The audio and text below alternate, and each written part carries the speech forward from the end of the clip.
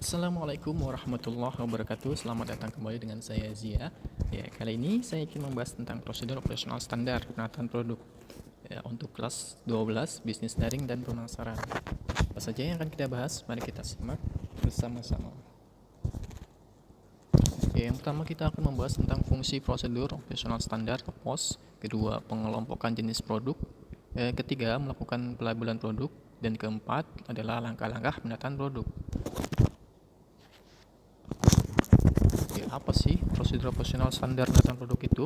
Ya, untuk SOP atau standar operasional prosedur atau bisa juga disebut dengan prosedur operasional standar digunakan sebagai pedoman bagi pelaksana, ya, alat komunikasi serta alat bantu pengawasan sehingga pekerjaan dapat diselesaikan secara konsisten.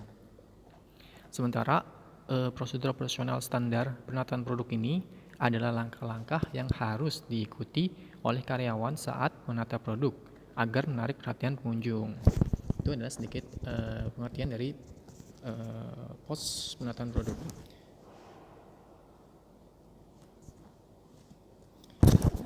Lalu selanjutnya untuk fungsi prosedur operasional standar yang pertama yaitu memperlancar tugas karyawan atau unit kerja. Yang dimaksud adalah apabila ada karyawan baru join dengan perusahaan,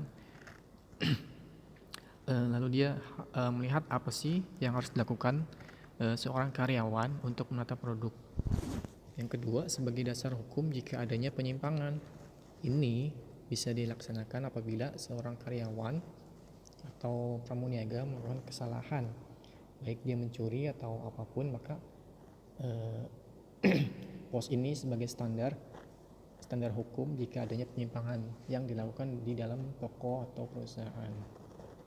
Yang ketiga, mengetahui adanya hambatan dalam suatu proses. Nah, hambatan ini bisa terjadi di mana saja, termasuk juga di dalam toko.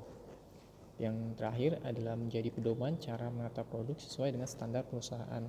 Nah, yang terakhir ini hampir sama dengan yang pertama, yaitu apabila ada karyawan join lalu mereka kebingungan apa yang harus dilakukan, maka dia bisa melihat pedoman yang telah disiapkan oleh perusahaan. Itu adalah beberapa fungsi dari prosedur operasional standar penataan produk. Lalu di sini ada pengelompokan jenis produk. Nah, jenis produk ini dibagi menjadi dua. Ada produk konsumsi dan juga industri. Nah, produk secara umum ini adalah segala sesuatu yang mampu dihasilkan dari proses produksi berupa barang atau jasa yang nantinya bisa dijual belikan di pasar secara langsung. Nah, untuk produk sendiri di sini dibagi menjadi dua, ada produk konsumsi dan juga produk industri. Untuk produk konsumsi adalah produk kebutuhan yang dibeli oleh konsumen akhir untuk dikonsumsi. Produk konsumsi ini dibagi menjadi tiga, ada convenience goods, yaitu produk yang mudah dicari dan dipakai oleh konsumen. Produk ini mudah dibeli oleh konsumen dan dapat mencarinya kapan saja ia mau. Dan yang kedua adalah shopping goods atau produk belanja. Adalah produk yang harus dicari dan perlu pertimbangkan terlebih dahulu sebelum membelinya.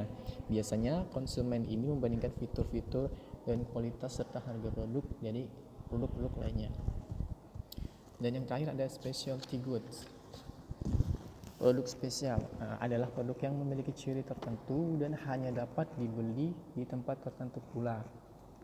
Ya, misalnya produk lukisan, barang antik, dan mobil mewah. Sementara untuk produk industri adalah produk yang dibeli untuk proses lebih lanjut bagi kepentingan industri. Ya, konsumen produk industri ini adalah perusahaan atau organisasi. Ada 5 golongan produk industri, yaitu bahan baku, yaitu bahan pokok untuk membuat produk lain. Misalnya jerami untuk membuat kertas, karet untuk ban, dan lain-lain. Yang kedua ada produk setengah jadi. Nah, komponen dari produk setengah jadi ini yaitu produk yang sudah dalam proses produksi dan digunakan kembali untuk melengkapi produk akhir.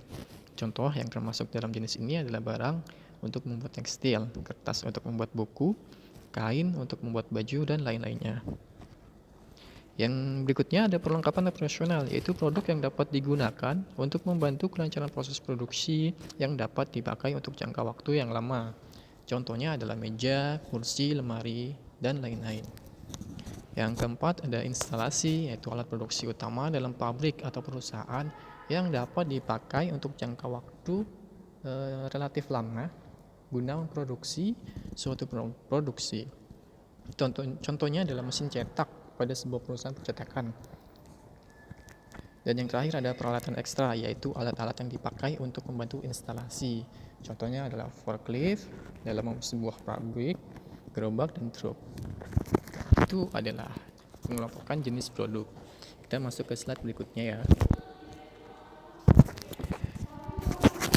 Ya, sebelum melakukan pelabelan produk, ya kita mengenal dulu label ya.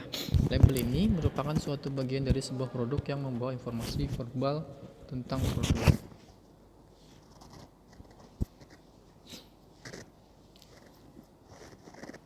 Ya, ketentuan yang harus diperhatikan dalam pelabelan produk ini ada 6, yaitu label harga atau price card tidak boleh rusak. Yang kedua, price card harus sesuai dengan produk yang dipajang. Ketiga, price card juga harus diletakkan tepat di depan fisik produk tersebut.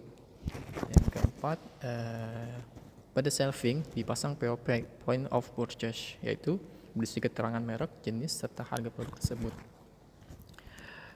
Yang kelima, setiap produk yang dipajang harus sudah berisi label, artinya sudah ada label harganya.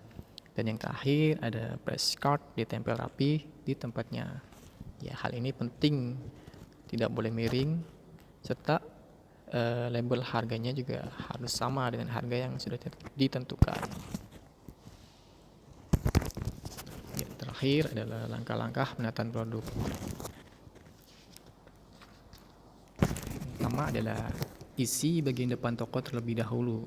Calon pembeli pasti akan lebih tertarik jika melihat toko yang produknya banyak dan terlihat penuh, karena mereka akan dapat lebih leluasa untuk memilih produk yang mereka inginkan. Lalu setelah isi bagian depan toko, maka perhatikan warna produknya. Produk dengan warna yang cerah hendaknya ditempatkan di bagian yang paling mudah dilihat oleh pengunjung toko. Ya, selain warna cerah yang diletakkan bersebelahan dengan warna cerah lainnya akan memberi kesan segar dan menarik. Contohnya dapat diterapkan adalah memadukan warna kuning, oranye, dan merah sehingga perhatian dari pengunjung toko akan lebih cepat didapatkan. Dan yang ketiga, desain menarik sebagai jangkar. Ya, produk yang tidak atau kurang terkenal tetapi memiliki desain atau model yang sangat menarik dan inovatif dapat diletakkan berdekatan dengan produk terkenal yang justru didesain dengan biasa saja.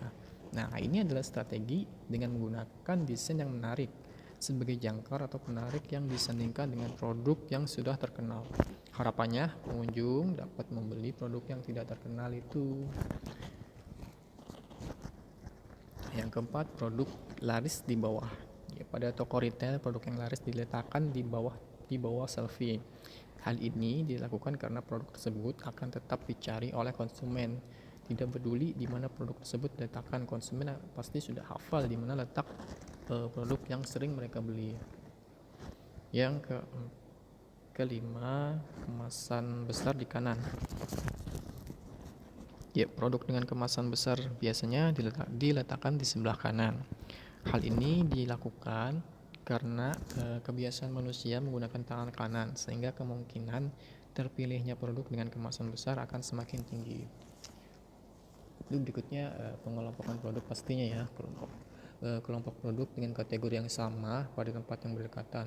Ya, tempatkan juga produk perlengkapan berdekatan. Hal ini dilakukan untuk membantu mengingatkan pengunjung akan kebutuhannya. Dan yang terakhir, tempatkan produk impulsif di kasir. Ya, kebiasaan pengunjung saat antri di kasir adalah memperhatikan sekelilingnya. Tempatkan beberapa produk yang unik dan menarik di area kasir tersebut.